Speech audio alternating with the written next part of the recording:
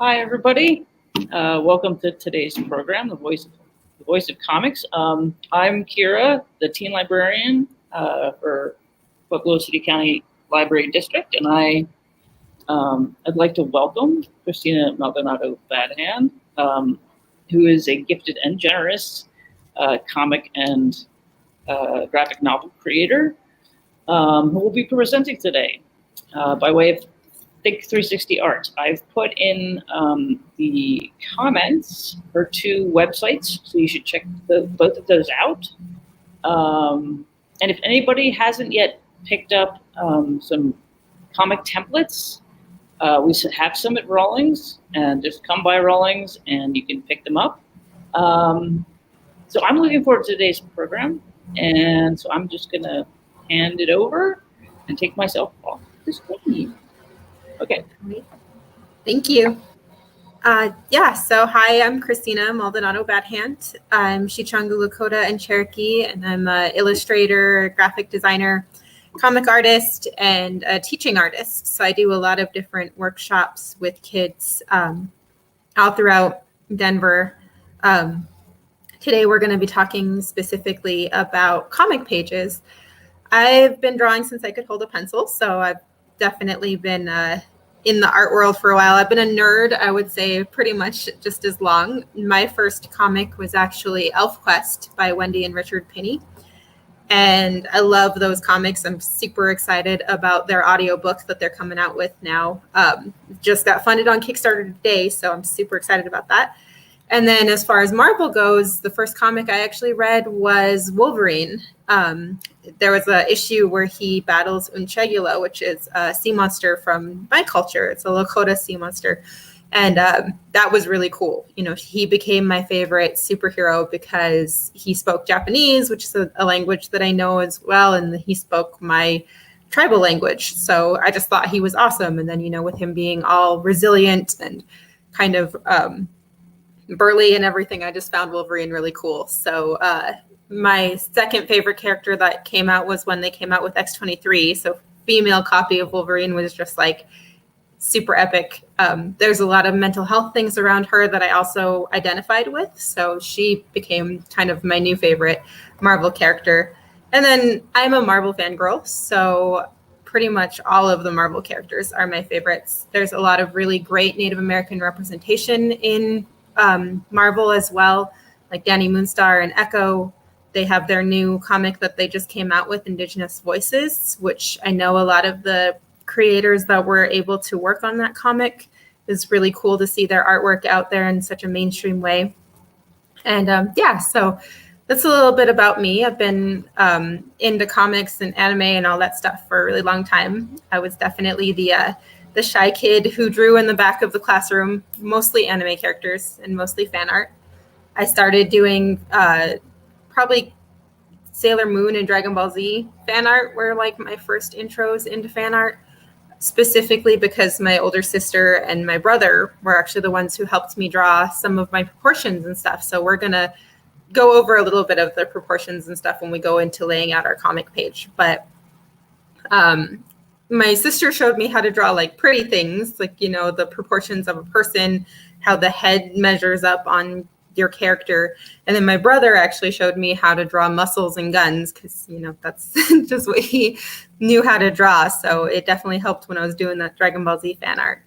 But we're going to talk a little bit about how comics can be used in all kinds of different ways. So like I mentioned, I'm a comic artist, but also a teacher. I actually started teaching with Pop Culture Classroom, and I got involved with them. I actually volunteered at Denver Comic Con in their kids corral area, and I basically got thrown into the frying pan of being a teacher because I was like 20 and just started volunteering, wanting to help out with the kids, and my fellow volunteer actually left me. So I had 25 5-year-olds, and all of them wanted to draw different superheroes. So we ended up having to maneuver and work out a way for us to draw all of those superheroes. And it kind of was like a crash course, but I really loved it. And after that, a lot of people who work for Pop Culture Classroom talked to me about joining in and doing their after school programs and helping them develop some of the curriculum and everything around teaching comic books. And so it can be used as a literacy tool to learn how to read. I actually was dyslexic, and I still kind of am, especially when it comes to numbers and some words, but mostly numbers. And I actually did not learn how to read until I was about 10 years old. So somehow I fell through the cracks. A lot of people in my family and my teachers just never really registered that I couldn't read, because I was very imaginative and I could tell a million stories, but it just never really clicked that I couldn't actually comprehend what I was reading. And because I read so many comic books, a lot of the pictures, I could tell what was happening, even though I was missing that word context. So it did actually help me kind of learn how to read and how to comprehend a lot of different things. So it can be used in that way. You can actually use comics to teach like math and science. And I know this is kind of more of the teacher side of things, of how comics can be great in the classroom. But as kids, there's a lot of things that are awesome to read about in comics. Like I mentioned with the whole Wolverine thing, I saw a lot of myself in that character when I was younger. ElfQuest was one of my favorite comics because of the diversity. There's just so many different elves and different people and trolls and all of the things that happen there. There's not really one correct gender. There's not really one correct relationship. There was a lot of just basically all about love and family. And so I loved that comic growing up. And, now there's a lot of things that my adult brain can look at it as being good teaching tools. But just as a kid, it was just awesome to read and get involved with. And in the same way, a lot of the comics that we see, like if I share my screen, if I were to look up comics on the internet using Google or Yahoo or whatever, sometimes you actually can see, you pull it up and there's so many different styles. So as you can see here, this was just a basic search.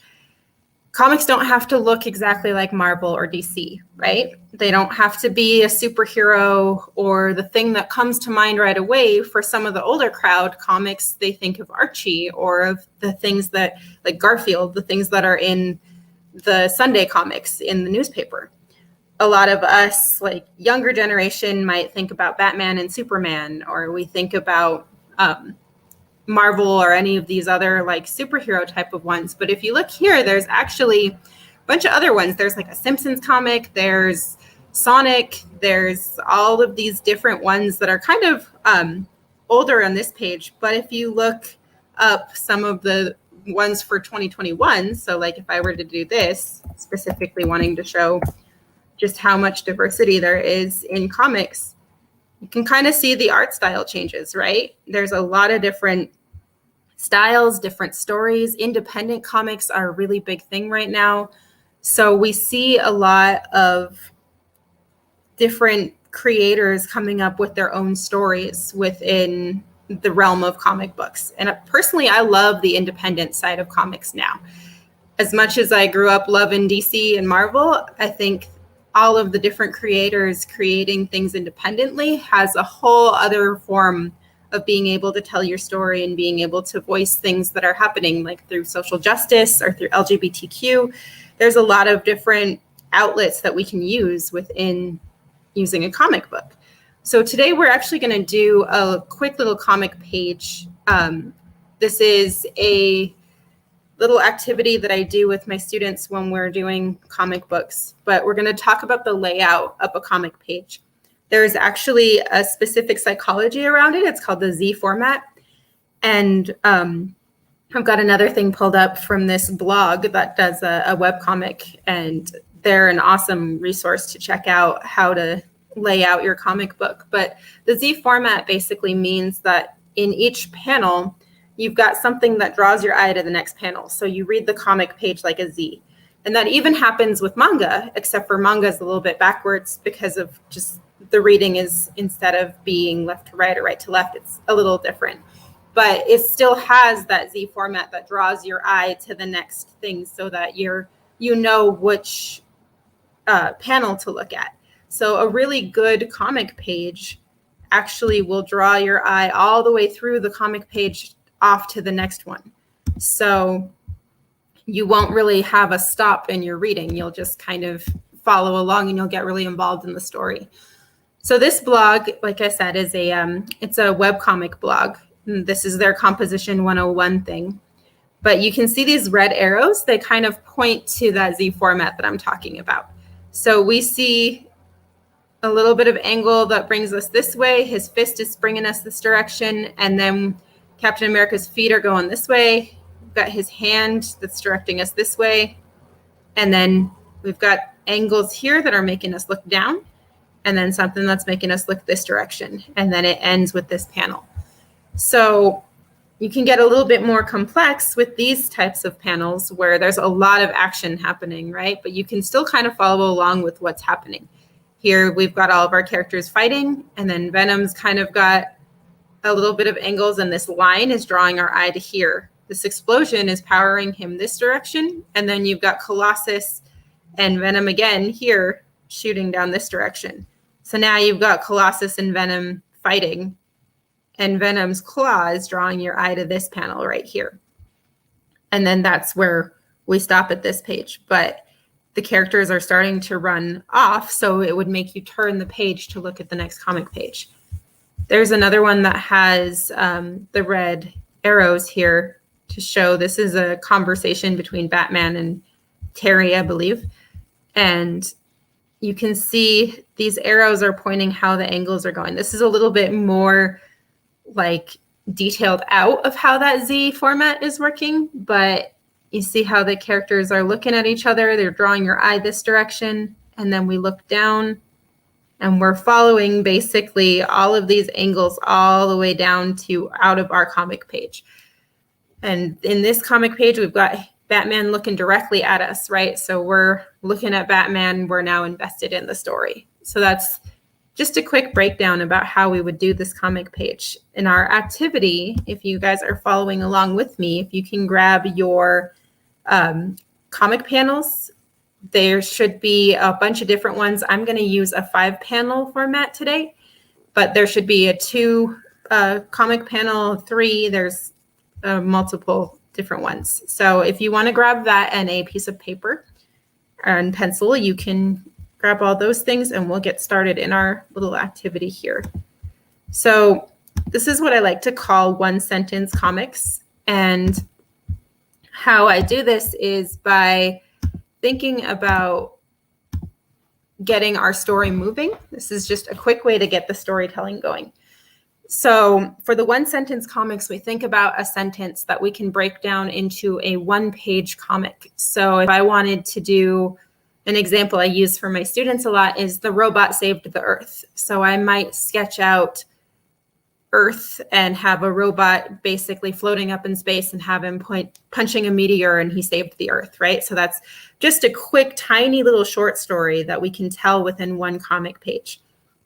So for this one, I think I'm going to start kind of sketching out that idea. You want to pick a sentence or think of something that is simple enough to tell within your 1 page. So if you have 3 panels, if it's like the dragon got woken up in the middle of the night or something, you want to show that story, but within those 3 comic panels. So it can continue on, but for the most part, you have it situated where your comic can kind of stand on its own as its little 1 page. So if I'm doing my robot saved the Earth, I'm going to sketch out a thumbnail of what I want my panels to look like. And this is really like, for these 1-sentence comics, it's meant to be kind of a throwaway, right? No, not really a throwaway, but like if I mess up on this page, it's actually fine because the purpose of the 1-sentence comics is to get you used to your comic panel layout and get you kind of used to telling a quick short story. How I might do this if I were developing out a whole comic on my own where I already knew the story and I wanted it to be longer, then I would actually storyboard out. And we can do that after we're done with our 1-sentence comics. But let's say I've got my Earth here and I've got a meteor that's heading. So now And being really rough, I'm also going to be really light with my sketches until I know that that's what I want for my page, because then I can go with my inks and then my colors, because comics work in kind of a 3 format way. Actually, it's technically 4, because you've got your pencils. So you might have your pencilist, and then you have your inks, and then you have your colors. And then you have your letterer. So you have somebody who comes over and does all of the dialogue for your characters and everything. So comics are actually really cool because they can be very inclusive and collaborative. So you can have a bunch of different people working on one comic, or you could be a triple threat where you do all of it yourself. But a lot of the times that can be really stressful, and it can also take a lot longer. So a lot of these mainstream comic places do teams of people. So you have your penciler, you have your inker, you have your colorist, you've got your letterer, and then you've got your editors who make sure that all of the things are spelled right, that it makes sense, flow looks good, maybe that the letters are not blocking off certain characters. And then we put the whole book together, and then you publish the book and get it released out. With any of the comics I've done, I've actually done a lot of those steps myself. That's part of the thing with being an independent comic publisher, is you don't have the ability to pay all of those people. And it's super important to pay anybody who's really helping you with these projects. And if you can't, then you figure out other ways to credit them, or other ways to collaborate with them and maybe share a partnership of the book. Because, you know, it's a lot of work. I think that's one of the things that people don't really realize with comic books, is even though they're so small and you might be able to buy them for $3, there's months of work that went into that comic, developing the story, developing the characters, the art style, making sure that your panels looked right. There's so many hours that went into that book that actually a lot of comic artists are a little undercompensated. And so even if you have somebody who helped you with the story, you want to make sure that you collaborate with them and that you credit them, or because you created this story with their help, right? So back to our 1-page comic, if I've got my meteor coming down, I might do my robot here.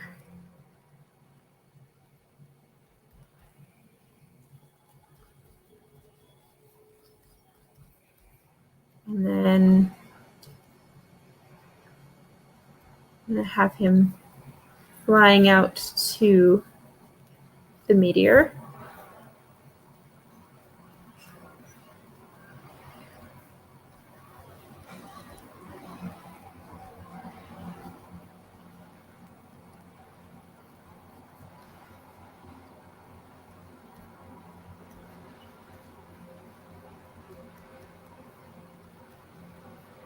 So I might have him punching the meteor right. And then I would do what is called a sound effect.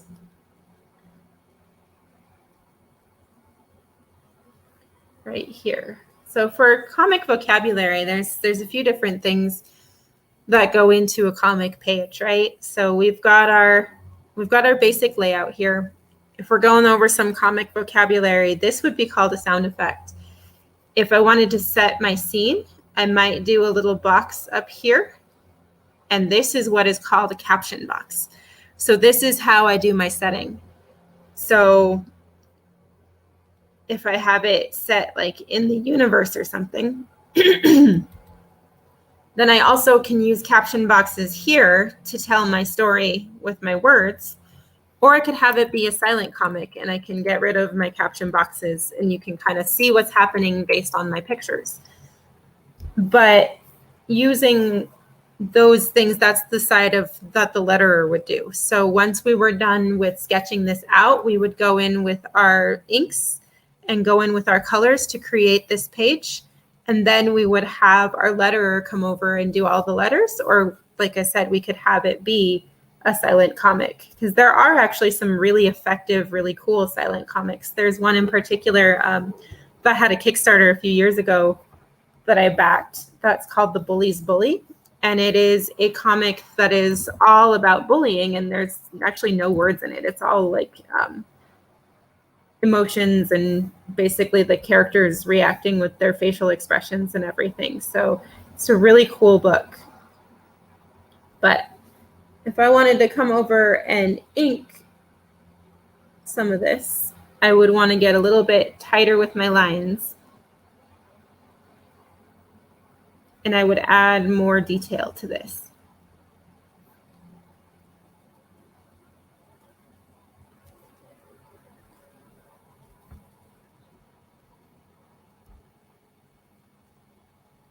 And if you're using a pencil and a pen, this is why I said to draw light, because when you draw lightly, then I can actually erase these pencils once I'm done putting my inks on top.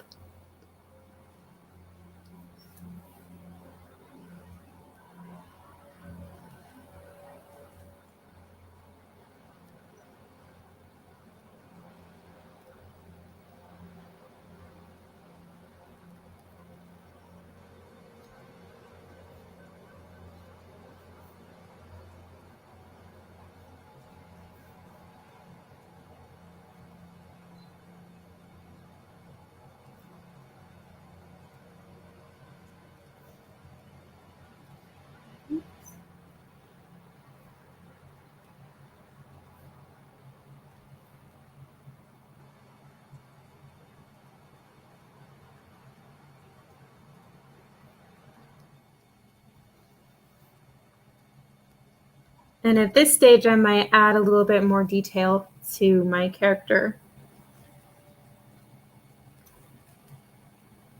And honestly, I've been doing this for a while, so I kind of know in my head how I want this to look, but it is actually really good to have your pencils a little bit more detailed out than I have mine here. I'm also moving pretty quickly so that we have enough time to go over everything. But it really helps to develop out your pencils so that when you're going over with your inks, you're really confident about where you're putting your lines and you don't mess up. Because with pencil, it's a lot easier to erase if something doesn't look right than if you go 100% with your inks and you can't erase that. If you're doing things digital, like I am, it's a little easier to erase. Like, see, I'm erasing right here to get rid of my little line that I did wrong there. But if we're going traditional, you can't really get rid of those inks once they're down on your paper. So it's a really good idea to make sure that you're happy and confident with everything pencil-wise first.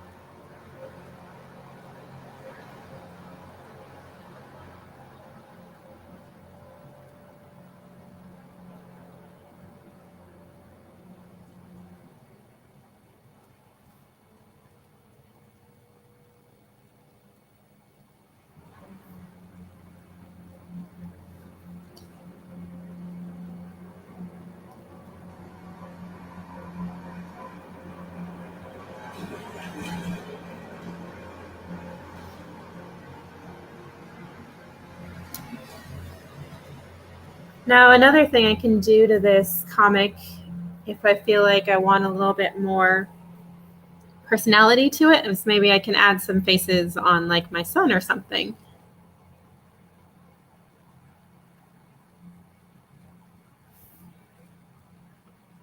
Let's see.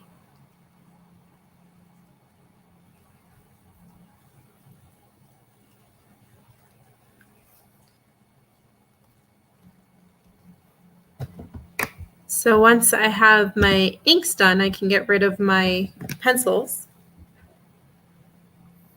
And now I can come in with my colors.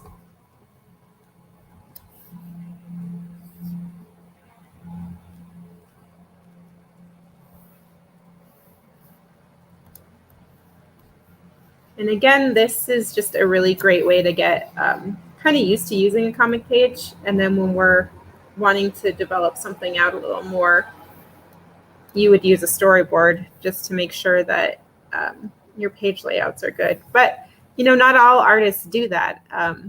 Some artists actually go straight from what they have in their head and put it down on paper.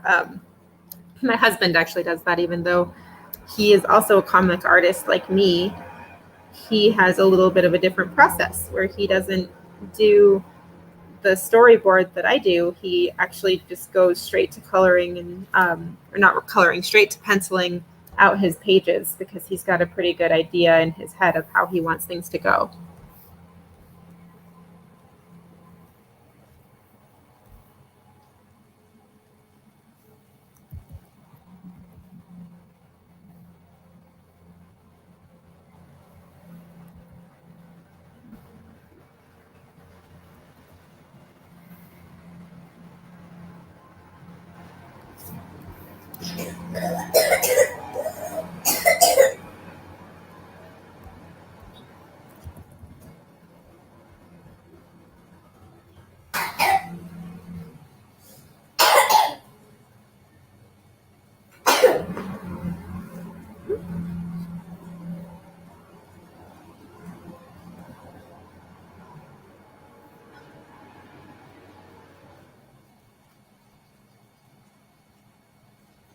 Okay, and so I'm not going to go like full detail on here as far as colors go, because I move pretty quickly, but probably not quick enough in order for us to cover everything. So I'm actually just going to lay down some basic flats here to get a full colored page so that we understand the process here.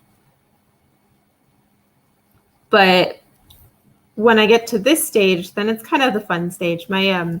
My favorite part of actually coloring of comics is actually the coloring.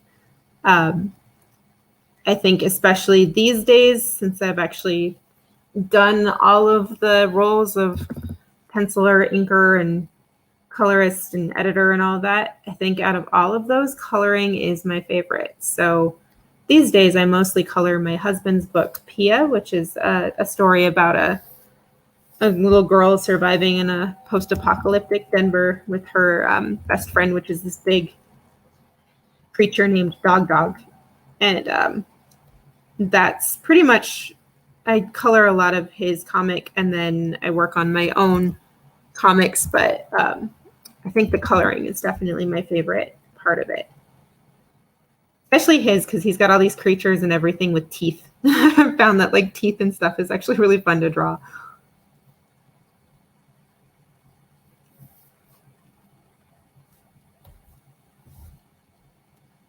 Oops.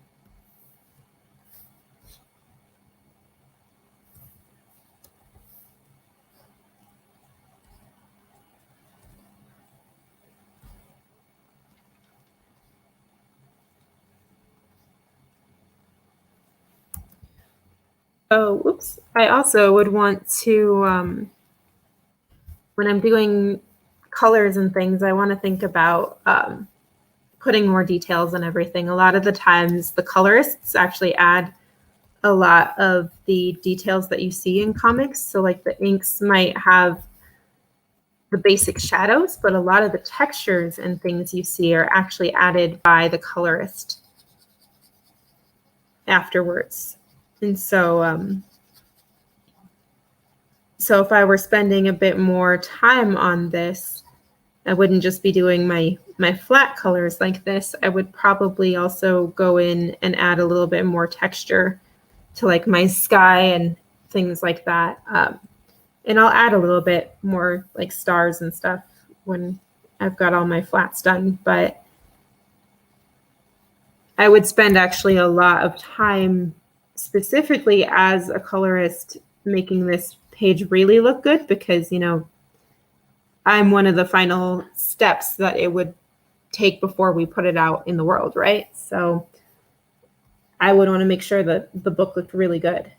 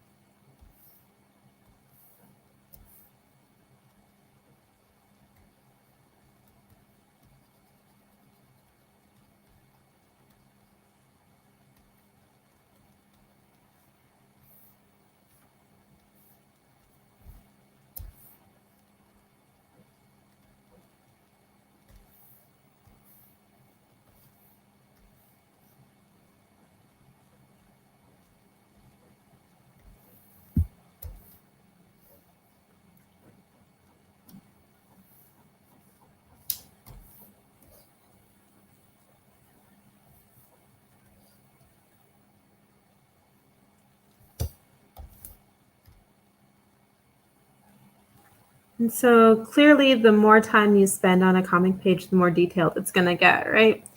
So these are, like I said, meant to be pretty quick. So they're not going to be like super detailed or look like a Marvel page, essentially, because the whole purpose is to get used to using the comic page and to get used to that storytelling aspect. Plus, you can get them done within a couple of hours. But if I were doing something like a Marvel comic page or some of the comics that I work on myself, like my graphic novel, Cowie, it might take me several hours to work on something because I want to make sure that my characters looked the same. So that's really important. You want to make sure that your characters are consistent, that they don't change from panel to panel or from page to page. And then I also would want to make sure that my background and like my environment matched all of the other environments, right? So if I had a page that would happen like 3 pages away from where I established a really awesome jungle scene, but then suddenly the character's in the city, but there's no context as to why that character would be in the city, then it's that doesn't make sense for my story unless my story is specifically about the character transporting to random places. But if that's not the case, then I can't just kind of decide to have a cityscape in the middle of a story that takes place in the jungle. So you would spend more time on those things. Like I said, for these ones, we just want to kind of have fun with creating.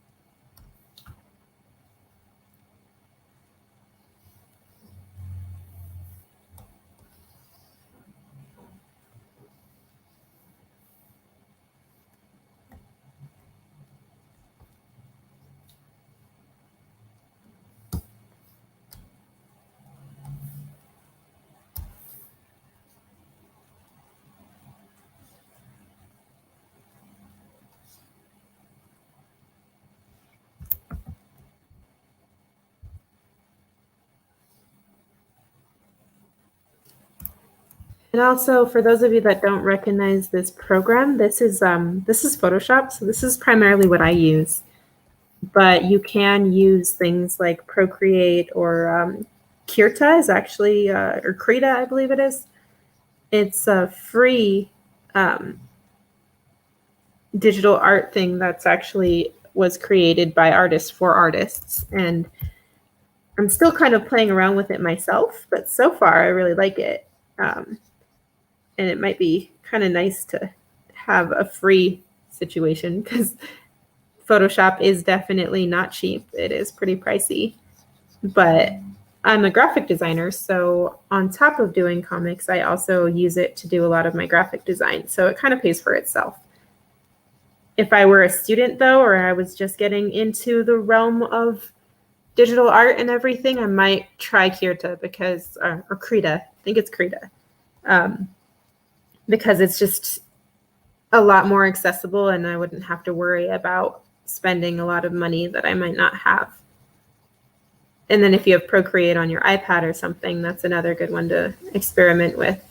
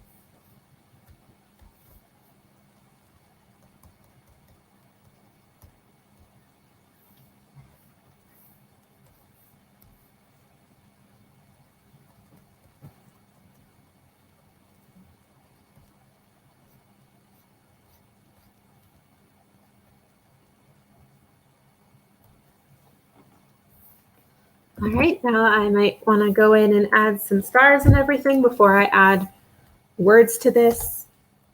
If you are using digital stuff, it is super helpful to name your layers. If you're doing traditional and you get to the stage of coloring, be really careful if you guys are using watercolors or certain types of markers. If the pen you're using is not an inking pen, so like this is a Micron inking pen. This doesn't leak or like run. It doesn't fade on your art piece. So if you were to use a Copic marker or you were to use watercolor or anything, this wouldn't bleed all over the place and mess up your artwork. So you want to use pens like this specifically for those types of things. If you're using traditional, if you're using colored pencil, you shouldn't really have anything to worry about. But when you're doing the things that could potentially cause your ink to bleed, you want to make sure you're using a professional inking pen. If you use a regular ballpoint pen, it will definitely bleed and smudge all over your artwork. Sharpies sometimes don't bleed, sometimes they do. But the downside with using Sharpie on artwork like this, and this is super important on anything when you're using Sharpie, if you use it on your things like shoes, or if you draw all over your computer or something like that with Sharpie, you can create some really cool things. However, Sharpie does fade as time goes on. It turns like a really faded purple color. And so as time goes, your artwork won't really hold up that same way. So it's not very efficient in that matter. So even if you use it on a comic page like this, eventually it's going to start to fade and get some sun damage, even if it's like not in the sun. We actually have, my husband and I have a really cool helmet that somebody did. It's a Stormtrooper helmet, and they did it completely in Sharpie, and it's actually been in the back of our closet in the dark for about a year. And we just took it out earlier this week, and it actually was faded already. It did have a little bit of the purple look to it. And so that's just something to remember when you guys are using Sharpie, is that it doesn't always hold up very well. And I have a couple of friends who are really amazing Sharpie artists, but their artwork fades over time if they stay with the Sharpie and everything. I think there is actually something you can do to preserve the Sharpie, but you'd probably have to ask somebody who knows a little bit more about it. Personally, I've always kind of avoided them just because I noticed that aspect of them, and I kind of like having my artwork last. I have some artwork actually from when I was in kindergarten all the way through high school that I keep, and that I do examples for kids sometimes to see how you can progress over the years, because definitely my artwork when I was in kindergarten does not look anything like how it does now. Even in high school, even like my fan art and everything, since I've gotten older and I've used so much of my time on art, my style is very different, and my understanding of proportions is very different. So it's kind of cool to keep. So I would definitely encourage, if you guys like to draw, to keep those things even if you don't like them. If there's like something that you did that you totally just look at and you're like, that's like, I could do so much better, or I don't like that one, and you want to throw it away, fight that urge and don't throw it away, because you'll be surprised when you look back a few years later, when you see how much you've improved, how it can really help, but also how cool it is to kind of see what your level was when you were at that age, and be able to kind of show others, especially younger kids that are just learning how to draw, on how much you can accomplish if you keep at something.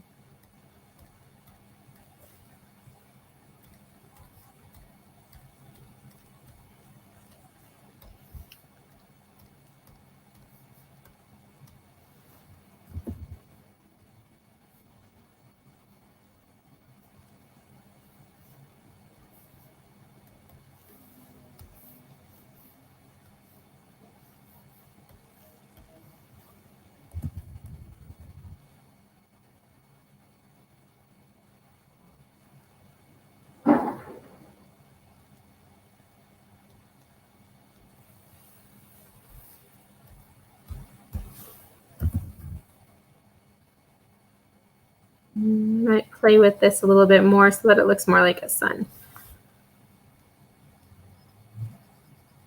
There we go.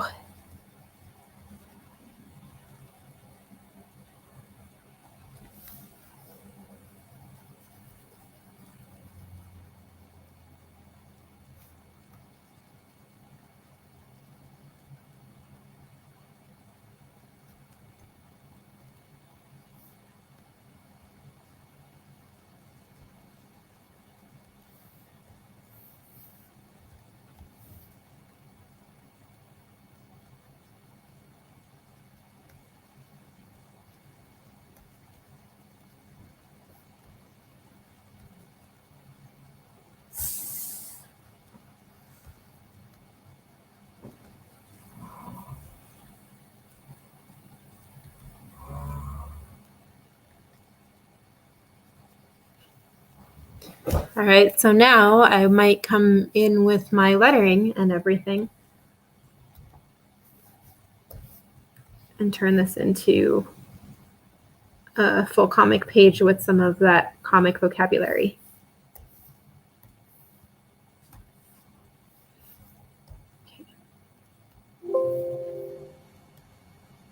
Now, this is easy to do with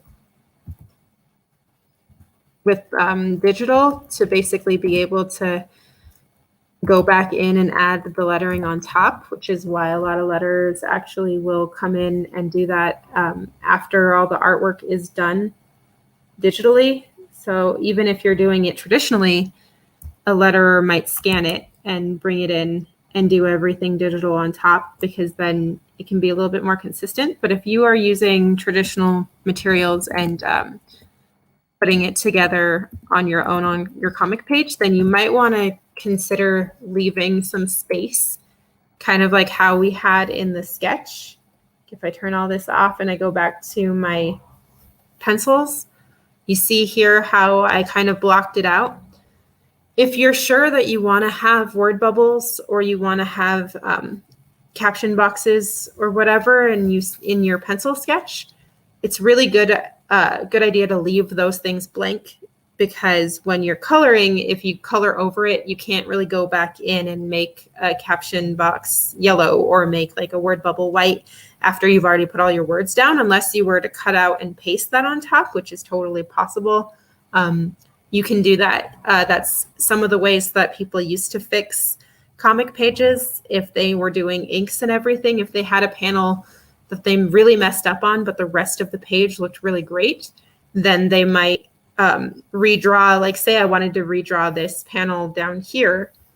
I might actually, and I messed up, like say I inked all of this and I got to this stage where I had all my inks down, but this panel just looked terrible. So I could actually redraw this panel on another page and then come back in and paste it in there before I scanned it, so that it looks like it's all a part of that comic page.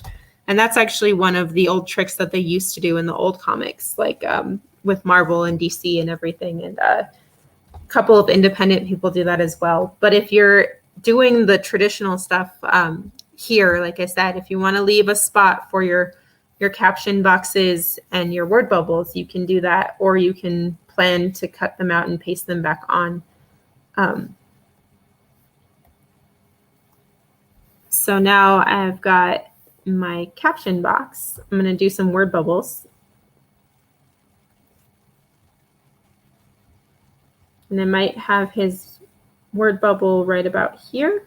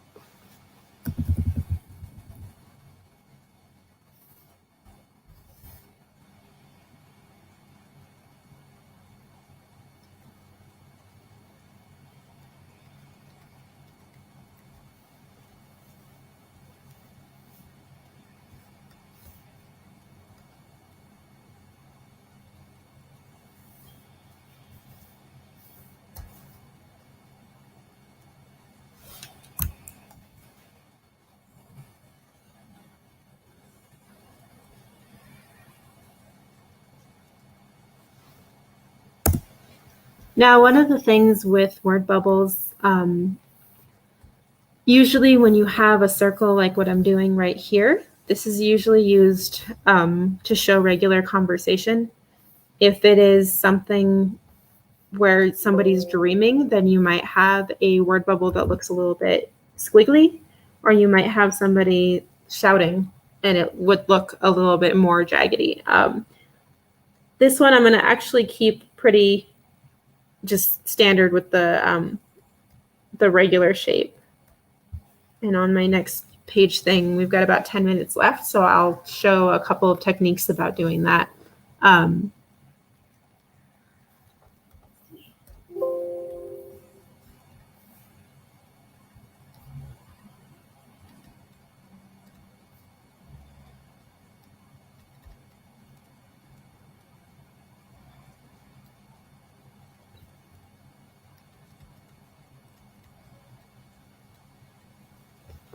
All right, so clearly you can't really read if I write this in, so then I might use something like a font to fix this, just so that you could actually read everything, and just so that it's the right size, because sometimes when we write with our hands, it might come out really small or it might come out a little bit too big. So I'd probably use like a 10-point font or something on here when I was done with this entire comic page to make it more professional looking and easier to read, because sometimes handwriting is hard to read. But I want to go over a couple of our word bubbles in the last 10 minutes that we have here. So like I mentioned, word bubbles, comic vocabulary wise, can look a little different. If I have somebody shouting, then I might do a bubble like this that was similar to my sound effect. And I would use all caps like that, right? If I had somebody dreaming, I might use a word bubble that's kind of squiggly like this.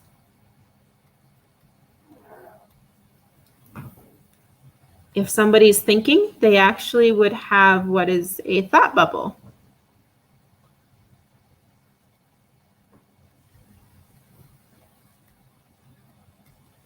So that can, sometimes you can use that for dreaming too, but a lot of the times that's actually used for the thought bubble process. Sound effects are pretty much usually in the squiggly star thing, unless they are a little bit softer of a sound effect, then you might use little stars like this.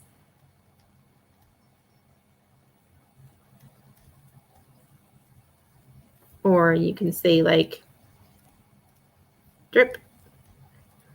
Sometimes you can do different things with this. It really depends on what you want to do with your comic. Some people do like particular types of typography for sound effects. So let's say if I wanted to do like drip, maybe I might make my letters look watery, right?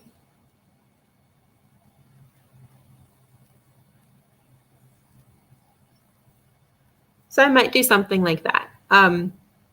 This also, typography comes into play when you guys do your titles. So if you wanted to have your title, whatever your comic is about, you want to think about the type of typography. If it's horror, you might use something like this type of font where it's very drippy or whatever. If it's kind of standard, then you might use like Times New Roman or whatever. But these are all just kind of the little things that play into creating a comic page. Like we mentioned, we've got our caption boxes. Caption boxes can be really long or they can be really short. They usually define your setting. They usually set up your story. So they can be explaining backstory. They can be explaining the scene. So one day after school is an example. If they're explaining your story, then you might want to have your comic page block out and have these caption boxes take a part of the panel, or you can have them actually just floating behind where the characters are. So rather than putting it in a box, you can actually have the words kind of hanging out behind. So an example of that would be if I had my caption box here, I've got my story explaining, I've got my characters here. And then if I wanted the other way that I just mentioned, you might have just your words hanging out here and maybe your character thinking here. And then another person here and you're explaining your backstory. Let's say maybe we want scenery or something. Then I might have like a castle or something down here and then have my words floating around there. So this also is what I meant by a storyboard. So I usually thumbnail out my comic pages if I'm going to do a big, long comic. I'll do little tiny thumbnails like this and think about my layout. So if I'm using a graphic novel or if I'm doing even a children's book, I usually block them out in little tiny like squares like this, and each square is a page. So if I've got a children's book that has words and then picture, I will block out my picture and I'll make sure that I've got my little sketches for my people and that I leave a space for where my words are. Same thing with my comics. Even if I'm thinking about having somebody come in and digitally add my word bubbles, my caption boxes and all that stuff, then I still want to kind of keep in mind an area of where they might want to be, because we don't want people putting like caption boxes over our characters' heads, right? So I kind of had an idea that I wanted a caption, or I wanted a word bubble here and that I wanted a word bubble here. But if I didn't leave space, like I could put a word bubble right here. If I didn't leave space for that, then the people who would be putting on my caption boxes and my word bubbles, if it's me or if it's somebody else, I might be covering up important parts of my artwork, and that's something we want to avoid. But yeah, so that's a quick crash course into making comic pages. I know that's like in 1 hour you got a full crash course into doing comics, and it's actually takes a lot to kind of get full comic pages done and get full comic books done. But On my website, which was shared, there is a spot, if you scroll all the way down, called Contact Me. And I encourage everybody to reach out to me afterwards. If you have any questions or if you like doing comics and you want to network with me later, please do. I've actually had students reach out to me after everything, and I was able to connect them to people that I knew, and they were actually able to get jobs from some of the comic creators I know, because I do actually like to network and I like to talk to a bunch of different creators, and I do Comic Cons a lot. I will actually be at the Denver Fan Expo, used to be Comic Con, but the Denver Fan Expo this October. And pretty much any of those, I really love to network and talk to everybody. So I'm going to share this real quick. So yeah, this is my website. If you scroll all the way down past all the artwork and everything, there's this area that says get in touch. So you can drop me a question here. You can ask for reading recommendations if you have kiddos that are getting into comics, or if you are a kiddo yourself and you kind of have an idea of what comics you might want to know, or if you just want to network, and even if you want to find me at a Comic-Con, because sometimes as we get closer to Comic-Cons, I know the exact booth number that we're at, so I can share that and you can come and pick up some of the comics I've worked on and some of the artwork and stickers I have. So yeah, so thanks everybody for having me today and for sitting in on my comic lesson. I hope it wasn't too much of a crazy crash course. You know, it's a lot to take in, but hopefully you can check out some of the comics that are coming out. There's a lot of independent ones. Some of our favorite cartoons get turned into comics. I know I'm a major Avatar: The Last Airbender fan. I actually really want to get all of their comics. That's on my bucket list because they're really like hardcover big comics that basically fill in the arc from the end of the series to The Legend of Korra. And they basically continued that on. You'll find that a lot of TV shows actually continue their story on through comics. So that's the case with Avatar: Last Airbender. That's the case with Steven Universe. It's the case with Adventure Time. Sometimes Buffy the Vampire Slayer and Angel did that as well. I know Supernatural has a couple comics where they kind of continue on their story. So some of those older television shows also do that, where they have comics that kind of continue on or fill in the backstories of characters. So some of your favorite cartoons actually might have some pretty cool canon things that happen within the comics that run alongside them. I know a lot of comic stores do things like Free Comic Book Day, and I know your local library has a lot of comics to check out. Definitely look into those Free Comic Book Days, because sometimes you can get some really cool comics and it's just like a little taste for you to start reading them. Personally, I'm a little bit more on the graphic novel side of things. The single issue comics are a little hard for me to keep up with, but yeah, so let me know if you have any questions. If you want to reach out, like I said, you can get in touch with me that way.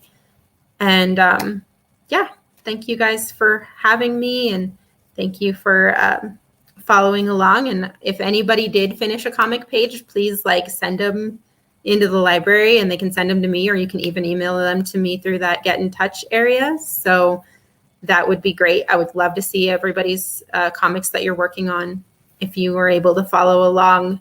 And if you want me to review or just to show me, I would love that. Because personally, I think that's one of the things I miss about being able to be in person with everybody, is being able to see the stories and the artwork that people are working on, especially students that you guys create, because that's one of the coolest things.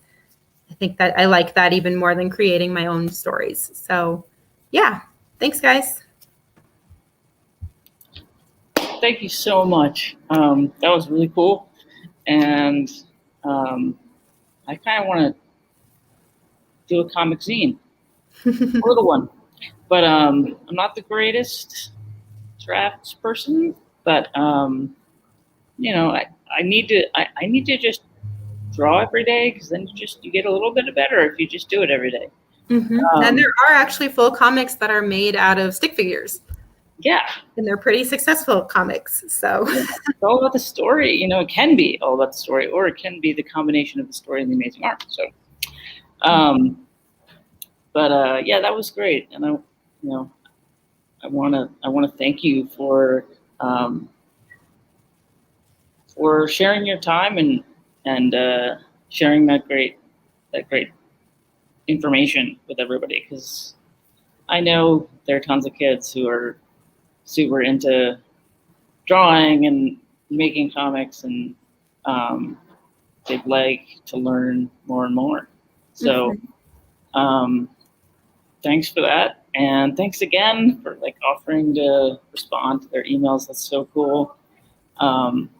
It would be so cool if we were in person, and the kids working on stuff. But not far from now, we're going to start our in-person stuff for our kids. We have started some hangouts with our teens and our tweens, but I think in July we're going to start it all up. The story times, the other programs. So it's going to be crazy in here, and it's going to be great. But but yeah, I mean, thanks for doing it virtually, because you're going to reach so many people who don't even, come to our library are going to get to see it. Yeah, for sure. So yeah, I want to thank you and encourage all of you who watch to send in those pages. Keep working on stuff. We'll just get better and better the more you work at it. And yeah, so thanks so much for your time, and I guess we're going to sign off. But this was another great program, and I've been feeling really lucky to be watching live, even if not in the same place. Awesome. Yeah, and let me know how your IdeaCon goes. I'd love to visit and check it out. Oh, cool. Thank you. All right. So everybody take care of themselves. I won't go into more detail. When I do my other stuff online, I spend 10 minutes about how everyone has to take care of themselves. But do take care of yourselves. Take care of the people you love. Tell the people you love that you love them. Okay. Bye-bye, everybody. Thanks. Bye.